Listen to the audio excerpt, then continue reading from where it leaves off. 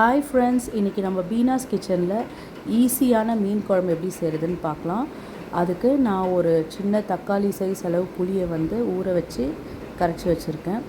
அதுலேயே ஒரு கைப்பிடி அளவு சின்ன வெங்காயம் கட் பண்ணி சேர்த்துக்கோங்க.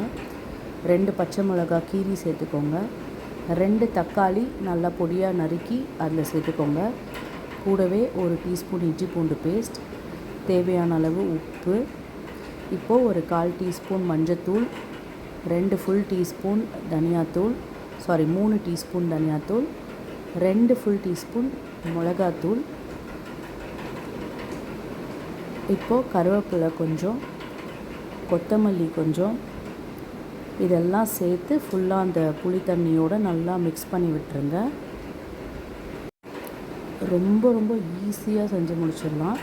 இப்போது ஒரு கடாயை கேஸில் வச்சு ஹாஃப் நான் சன்ஃப்ளவர் ஆயில் அண்ட் தேங்காய் எண்ணெய் ரெண்டும் ஈக்குவலாக சேர்த்துக்கிட்டு நீங்கள் வெறும் சன்ஃப்ளவர் ஆயிலில் கூட செய்யலாம்.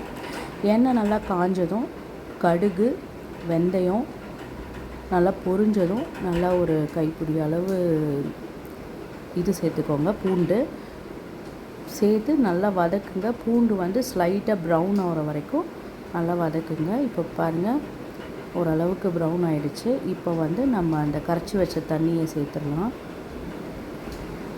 இப்போது இது நல்லா கொதிக்கணும்.